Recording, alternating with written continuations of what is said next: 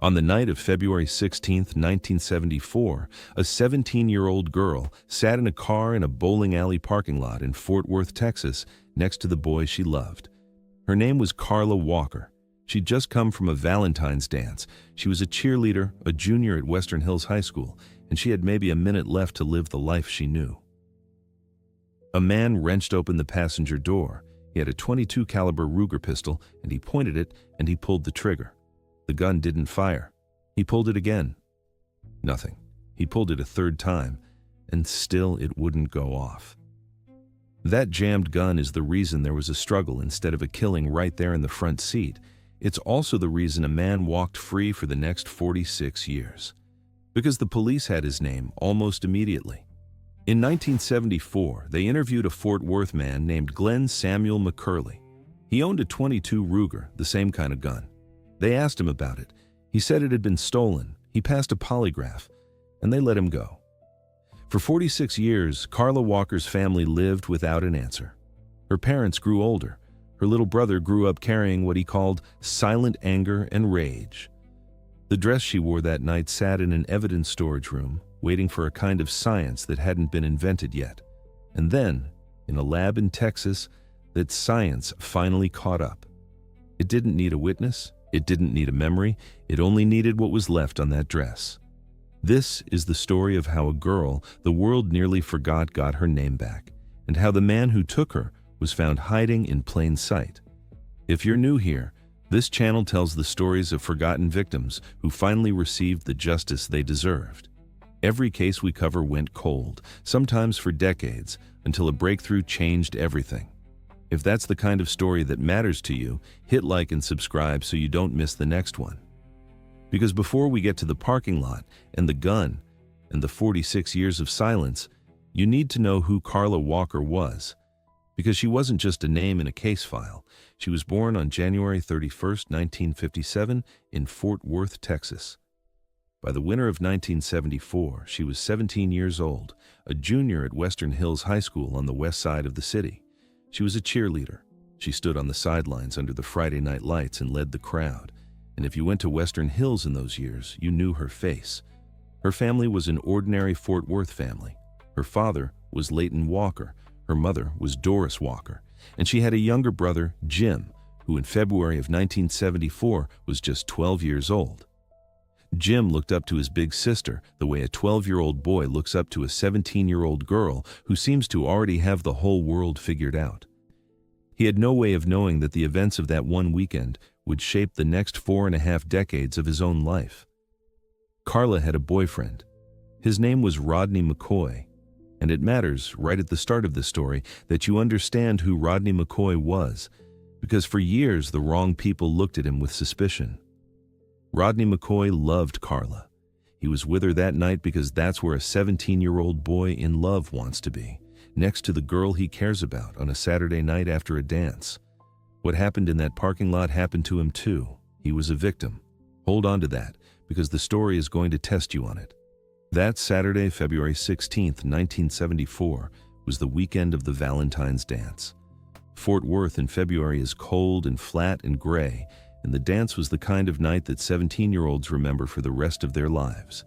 Carla and Rodney went together. They danced. And when the dance was over, they weren't ready for the night to end, so they did what teenagers did in Fort Worth in 1974. They drove over to the bowling alley. It was the Brunswick Ridgelea Bowl on the west side of the city in the Ridgelea neighborhood. It was a place kids went, lanes clattering, neon in the windows, cars in the lot. Carla and Rodney pulled in and sat in the car for a while, the way you do when you're 17 and the night is almost over and you don't want to say goodnight yet. It was late. It rolled past midnight into the early hours of Sunday, February 17th. Neither of them noticed the man in the parking lot. What happened next happened fast. Rodney McCoy would later describe it as so fluid, so sudden, that from the first moment to the last, it was less than 2 minutes from start to finish. Less than 2 minutes. That's how long it took for a normal night to become the worst night of everyone's life. The man yanked open the passenger door of the car. He had the .22 Ruger in his hand. He pointed it at them, and he pulled the trigger, and the gun didn't fire. He pulled it again, and again, nothing happened. He pulled it a third time. 3 times he squeezed that trigger, and 3 times the pistol failed. If it had gone off, this would have been a shooting in a parking lot, over in seconds. Instead, there was a fight. When the gun wouldn't fire, the man turned it into a club. He struck Rodney McCoy on the head with it. He hit him hard enough to knock him unconscious. Carla was screaming. She cried out for the man to stop hitting Rodney, stop hitting him, but the blows kept coming, and Rodney slipped under, into the dark, and he never saw the man's face. Not then, not ever. That single fact, that the only living witness never saw who did it, would define the next 46 years of this investigation. As Rodney lost consciousness, Carla was being pulled from the car, and the last words anyone who loved her would hear her say were spoken to him, to Rodney, in that parking lot. "Rodney, go get Dad," she said. "Go get my dad." She was 17 years old, and in the worst moment of her life, she was calling for Leighton Walker. She was calling for her father. Then she was gone. The man took her from the lot, and the Brunswick Ridgely Bowl went quiet again, the lanes still clattering inside, nobody yet aware that a girl had just been taken from the parking lot outside. Rodney McCoy came to some time later, alone, bleeding from the head. Carla, nowhere. He'd been beaten unconscious. He was hurt, and he was terrified, and the girl he loved was missing. He raised the alarm. The Fort Worth Police Department was called, and by the morning of Sunday, February 17, 1974, Carla Walker was a missing person, and the search was on. For 3 days, nobody knew where she was. 3 days. Think about what those 3 days were for Leighton and Doris Walker, for 12-year-old Jim, sitting in that house on the west side of Fort Worth, waiting for the phone to ring, waiting for a knock at the door, not knowing whether the next piece of news would be their daughter come home or something they couldn't bear. The news, when it came, was the thing they couldn't bear. On Wednesday, February 20th, 1974, Carla Walker's body was found in a culvert, a drainage ditch near Benbrook Lake, south of Fort Worth. It was roughly 30 minutes from the city. She had been kept alive for about 2 days after she was taken. She had been sexually assaulted, and she had been strangled. That is the plain and terrible fact of what was done to her, and it will be said once and not dwelt on, because she deserves better than to be reduced to the worst thing that happened to her. The Fort Worth Police Department opened its investigation. And here is where the tragedy deepens, because in 1974, the detectives who caught this case were good at their jobs, and they still had almost nothing to work with. They had a crime scene. They had a body. They had a boyfriend who'd been knocked out and could not describe the man who did it. They had no eyewitness to the abduction. They had no security cameras, because it was 1974, and those didn't exist in a bowling alley parking lot. They had no DNA science, because that didn't exist either. They had no national database of offenders to search, because that was decades away. What they did have was evidence, physical evidence, collected carefully from the scene and from Carla herself. They had the dress she'd worn to the Valentine's dance. They had her clothing, including her bra. They had biological samples left on that clothing by the man who attacked her. They had her purse. And near the scene of the abduction, they recovered a gun magazine, a piece of the pistol that had jammed 3 times in that parking lot. That magazine was the thread, because a .22 caliber Ruger is a specific gun, and a detective can ask around about who owns one. And in 1974, that question led the Fort Worth police to a man named Glen Samuel McCurley. McCurley was a local man. He owned a .22 Ruger pistol, and it matched the magazine recovered near where Carla was taken. To a detective in 1974, that is a live lead. That is a person worth sitting down across a table from. So they brought him in, and they asked him about his gun. He told them it had been stolen. He said the pistol wasn't in his hands anymore, that it had been taken from him, and so whatever it had done, it had nothing to do with him. And then he took a polygraph, a lie detector test, and he passed it. In 1974, with no way to test the biological evidence on that dress, with no science that could tie one man's body to that clothing, a past polygraph and a story about a stolen gun were enough. Glen McCurley walked out. He was dropped from suspicion, and he would stay dropped for the next 46 years. Meanwhile, the suspicion that should have stayed on a stranger drifted, unfairly, toward the one person who had survived. Because Rodney McCoy had lived, whispers followed him. People wondered, how does a young man walk away from an attack that killed the girl beside him? The answer was simple, and it was documented, and it was true. He walked away because the attacker beat him unconscious and left him for dead in that car. He was a victim. But suspicion doesn't always follow the facts, and for years Rodney McCoy carried a weight that was never his to carry, the quiet, corrosive sense that some people looked at him and wondered.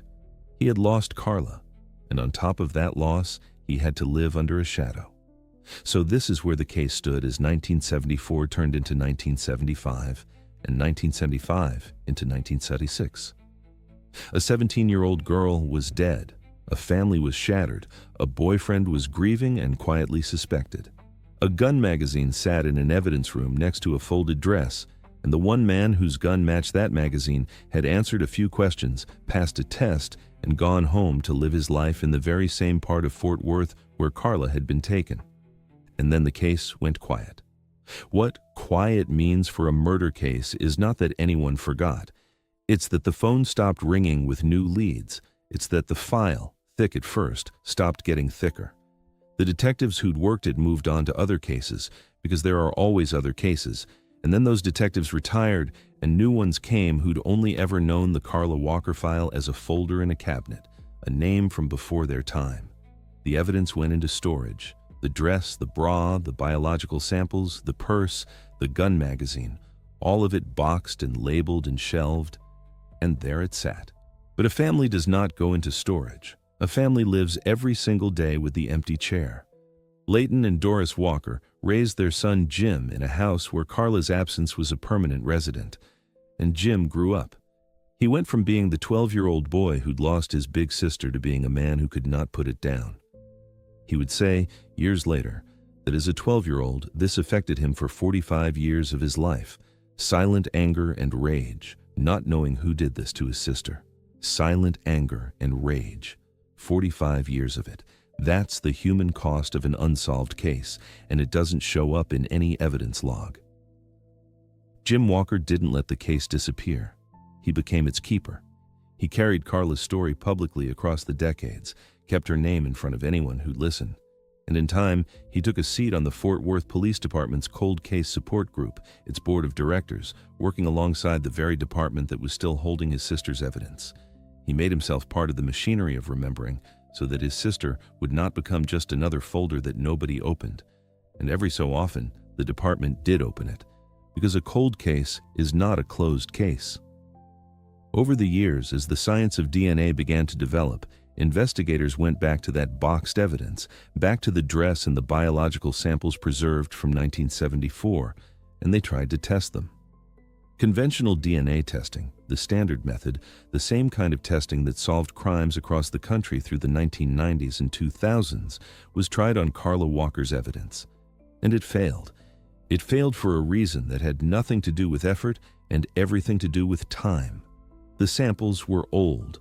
By this point, they were decades old, and a biological sample degrades. It breaks down. The DNA inside it fragments into smaller and smaller pieces, and the standard testing method needs long, intact stretches of genetic material to read. On a sample that fragile, that broken, that far past 1974, the conventional test came back with nothing usable, no profile, no name. The evidence that everyone believed held the answer sat there holding it, and no one had a key that would turn. If this case is getting under your skin the way it should, subscribe. Because what comes next is the part nobody saw coming. So imagine the position the Fort Worth Police Department was in. They had the evidence. They had, physically preserved on that clothing, the biological trace of the man who killed Carla Walker. They'd had it the whole time. It never left their custody, and yet the answer might as well have been written in a language no one on earth could read. They knew it was there. They just couldn't get to it. And every year the sample got a little older and a little more degraded, and the people who loved Carla got a little older too. The decades stacked up.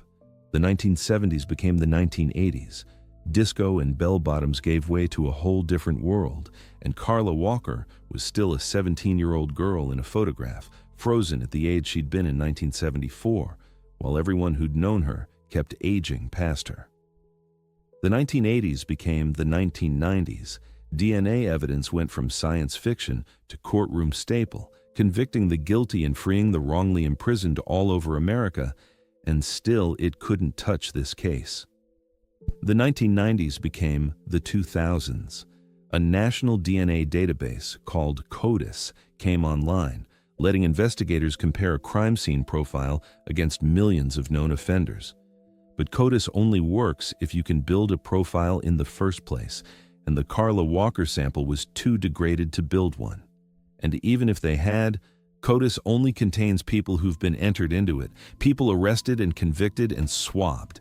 Glen McCurley had answered some questions in 1974 and walked away clean. He was never in that database. He was never going to be. So the years kept moving, and the case did not. Leighton Walker grew old. Doris Walker grew old. Jim Walker went from a boy to a middle-aged man, still carrying it, still speaking for his sister, still sitting on that cold caseboard.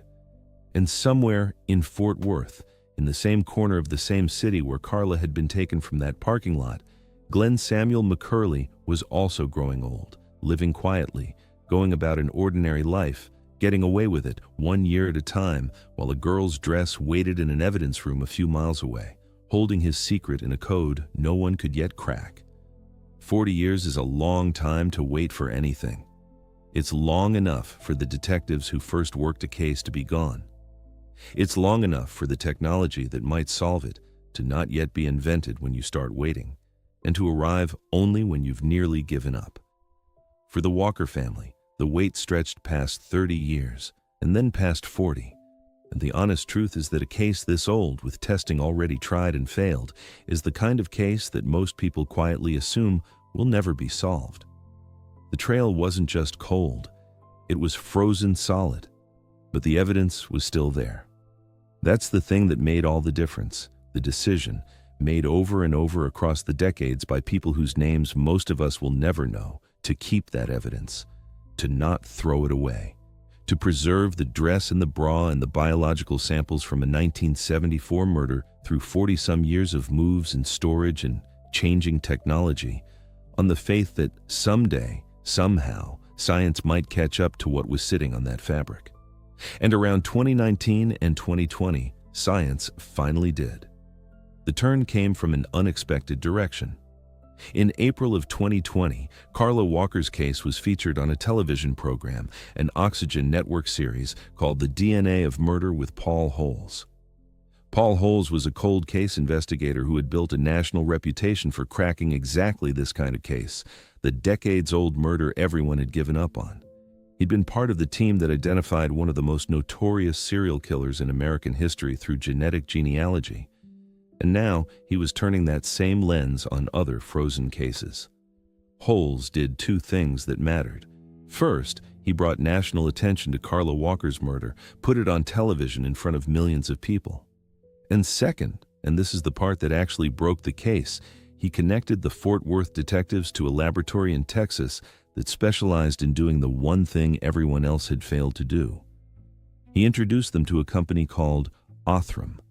The Oxygen Network paid for the testing, and with that, the dress that had waited 46 years was finally sent to a lab that might be able to read it. Othram is based in the Woodlands, Texas, north of Houston. It was founded to solve a specific problem, the one that had defeated the Carla Walker evidence for decades.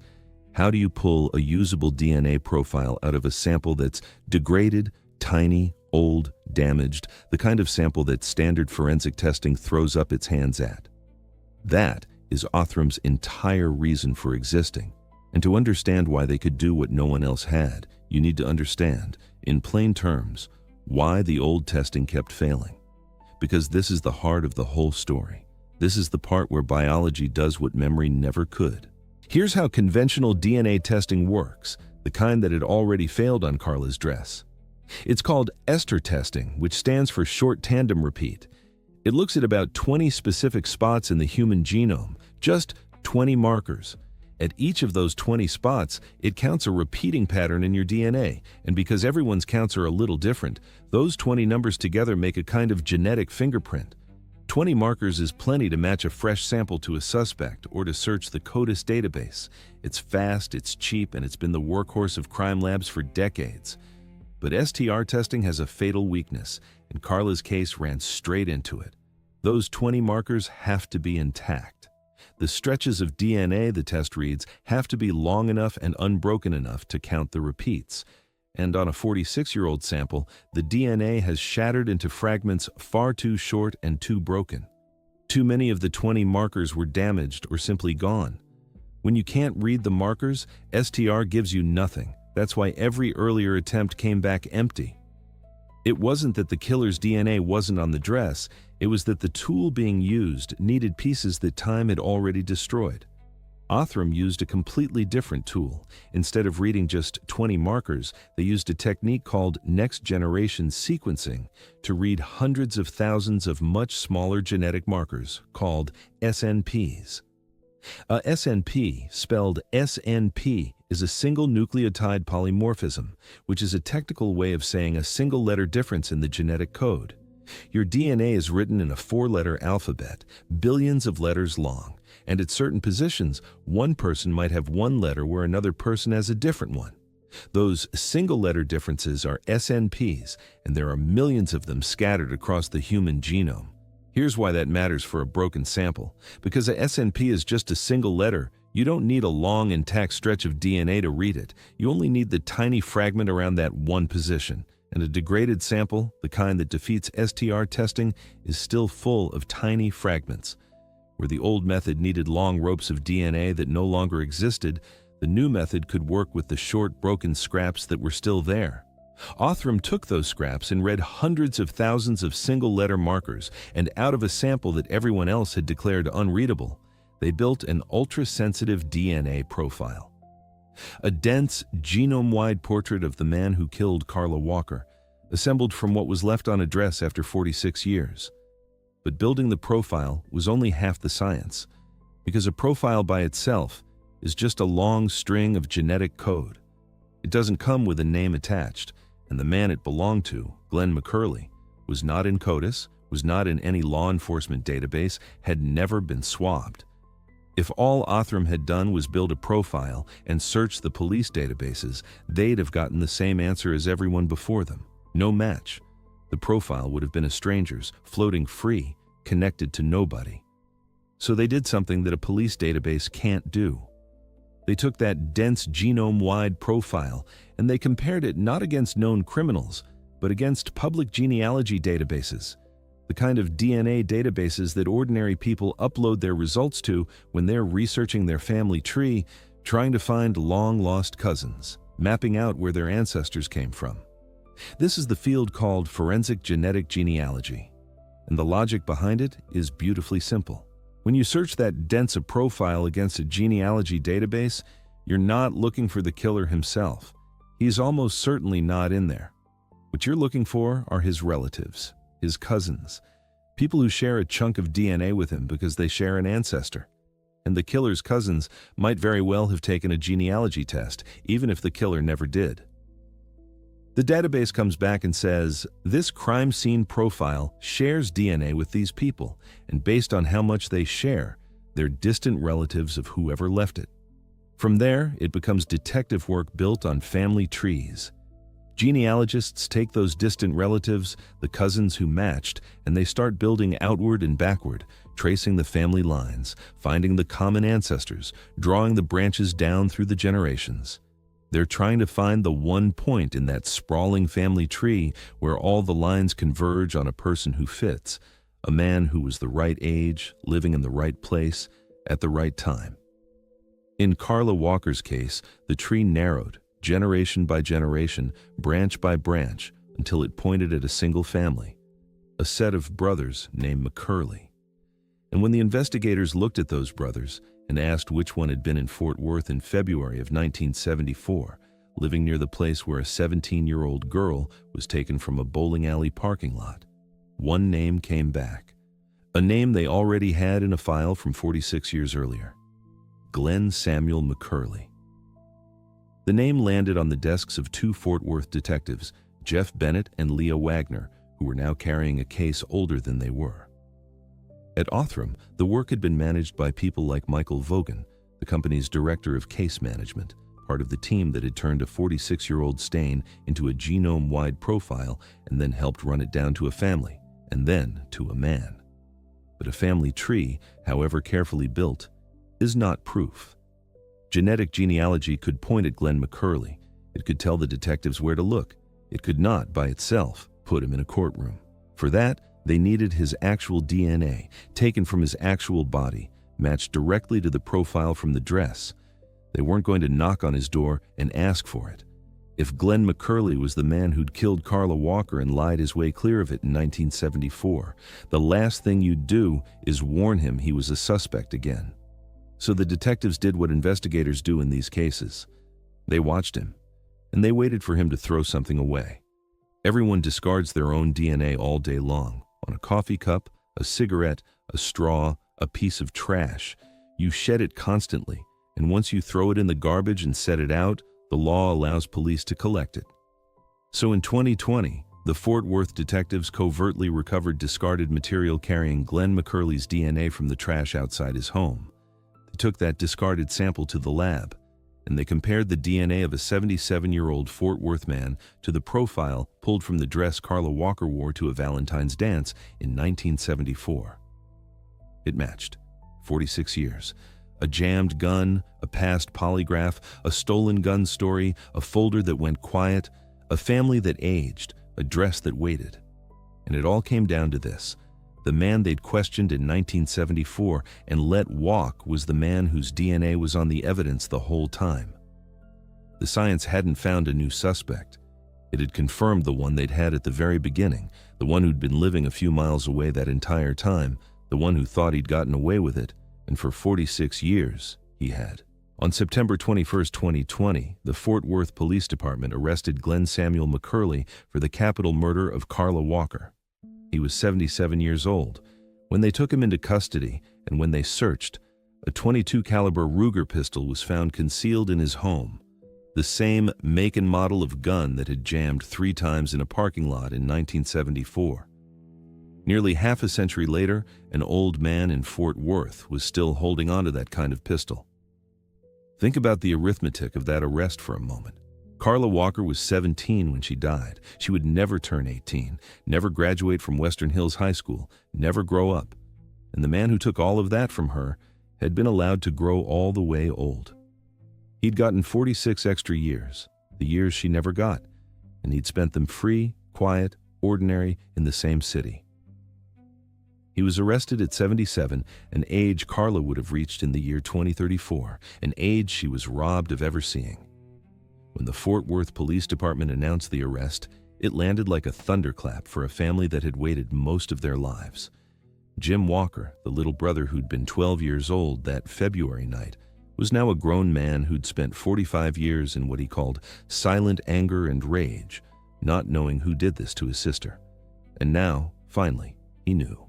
The case that had shaped his entire life had a name attached to it at last. The not knowing, the specific torment of the unsolved, the thing that is somehow even worse than the grief, was over. For Rodney McCoy, the arrest carried its own weight. The young man who'd been beaten unconscious in that car, who'd carried the loss of Carla and the unfair shadow of suspicion for decades, finally had the truth laid out in black and white. It wasn't him. It had never been him. The science that read the dress didn't just name the killer. It cleared, once and for all, the survivor who'd been quietly doubted for far too long. The DNA said what Rodney McCoy had always known and could never prove. He was a victim that night, not a suspect. Glen McCurley was taken into custody and interviewed. Over the course of that questioning, he talked, and what he said was recorded on video, roughly 3 hours of it, a recorded account that investigators now had in hand. In the months that followed the arrest, McCurley was formally indicted for capital murder, and the case that the Fort Worth Police Department had opened in February of 1974, the case that had gone cold and stayed cold across nearly half a century, was finally, formally, headed for a courtroom. It would take until 2021 for that trial to arrive, and when it did, it would bring together, in one Tarrant County courtroom, the pieces of a story 47 years in the making.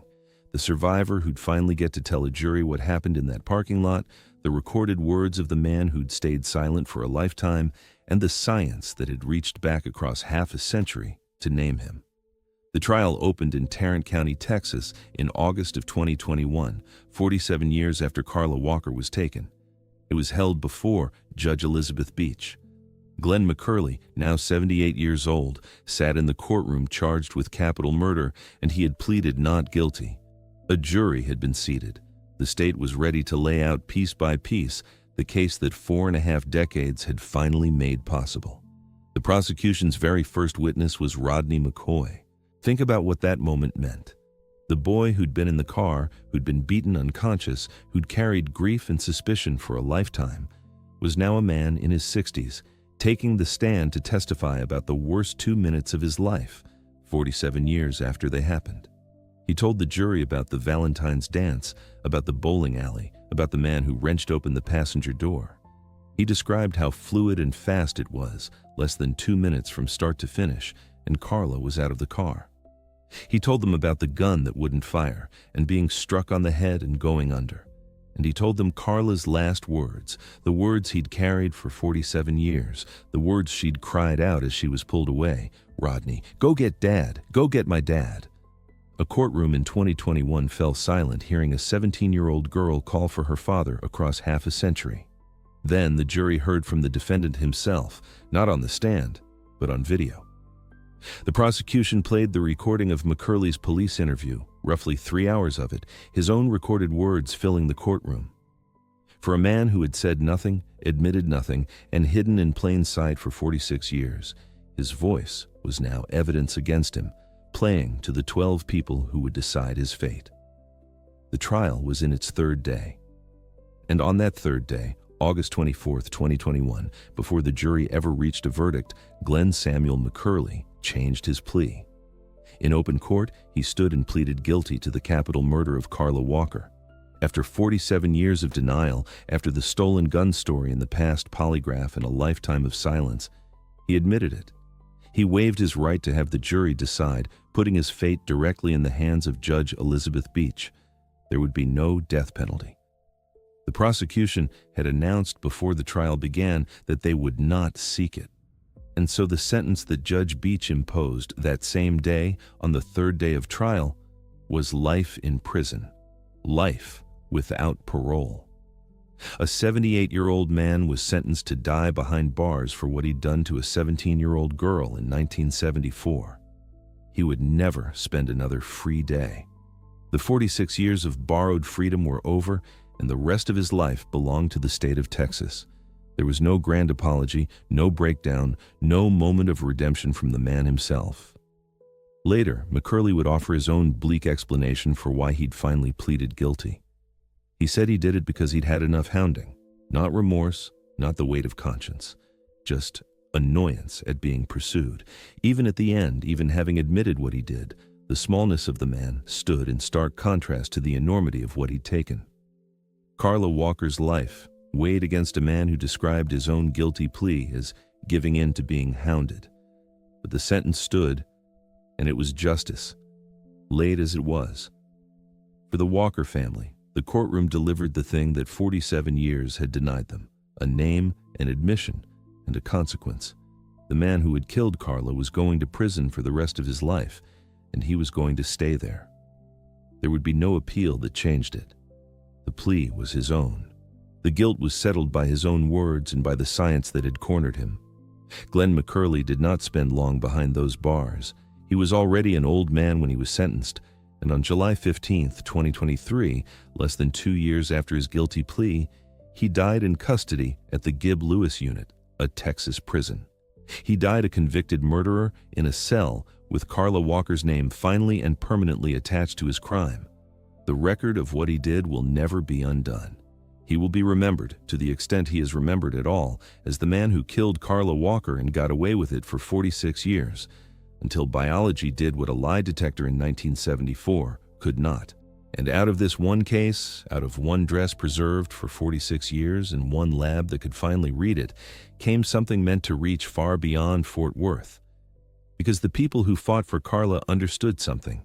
The only reason her case was solved was that the evidence had been kept, and that a technology existed to read it, and that someone had paid to run the test. Not every family gets all three. There are thousands of cold cases sitting in evidence rooms across America right now, with degraded samples that conventional testing can't read, waiting for exactly the kind of science that named Glen McCurley. So Carla Walker's name was attached to a piece of legislation. Introduced in the United States Congress, it became known as the Carla Walker Act, a federal bill carried in the Senate by John Cornyn of Texas and Peter Welch of Vermont, and in the House by members from both parties across several sessions. Its purpose is precise, and it grows directly out of everything that happened to Carla's evidence. The Carla Walker Act would create 2 annual federal pilot programs, each funded at $5 million a year, and the money would go toward exactly the kind of testing that finally cracked her case. Forensic genome sequencing and forensic genetic genealogy, aimed specifically at cold cases whose biological evidence had already failed conventional testing. In other words, it would fund the government to do, for other families, precisely what the Oxygen Network happened to pay for in Carla's case. It would take the thing that saved her case from being a matter of luck and a single donor and turn it into a program. And the bill asks for something more than money. It would require the agencies that receive these grants to report back on their results, on the efforts that succeeded, and, just as importantly, on the ones that didn't.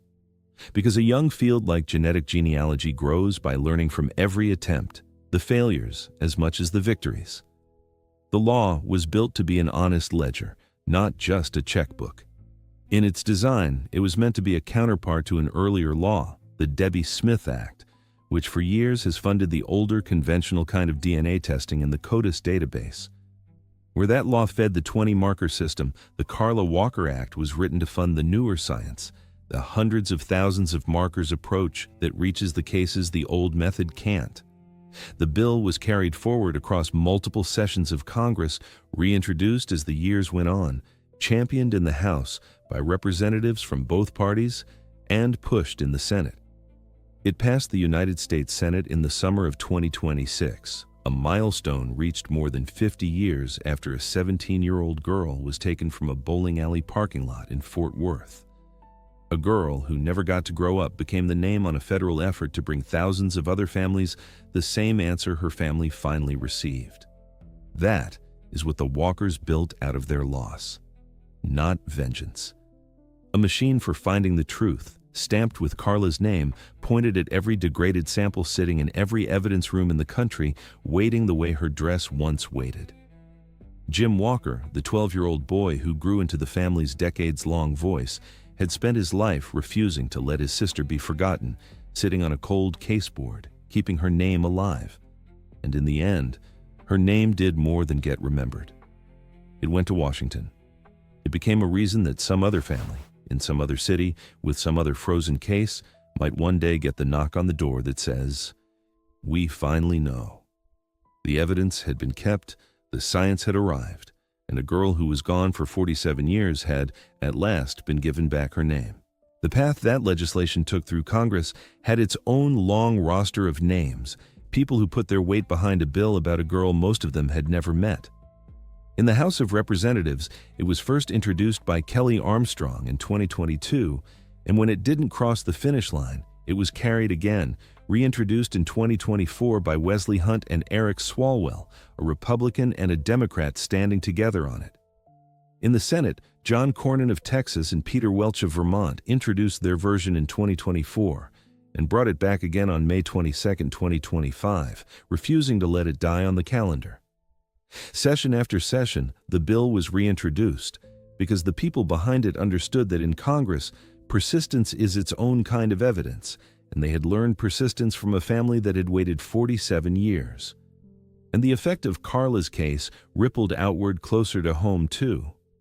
In the years after McCurley's arrest, Tarrant County and the city of Fort Worth expanded their cold case efforts, putting more resources toward the same kind of task force work that had finally paired old evidence with new science. The case had shown, in the most concrete way possible, what was actually sitting in those storage rooms, not dead ends, but solvable crimes waiting for a lab that could read them. A dress from 1974 had proved the point better than any argument could. If Carla's evidence could name a killer after 46 years, then so could countless others. If someone kept the samples, and someone ran the tests, and someone refused to accept that a case was closed just because it was old.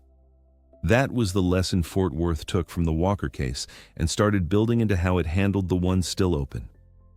Every preserved sample became a potential answer. Every frozen file became a case that might, with the right science and the right funding and the right stubbornness, someday thaw. The machinery of remembering that Jim Walker had spent his life feeding was, piece by piece, becoming the machinery of solving. Glen McCurley was in the ground. Carla's name was on a federal bill and on the renewed work of a Texas county. The survivor who'd been beaten unconscious in that car had been cleared in the plainest terms the law can offer. The detectives Jeff Bennett and Leah Wagner had closed a case older than their careers. The lab in the Woodlands had proven, on the hardest possible sample, that the newer science worked.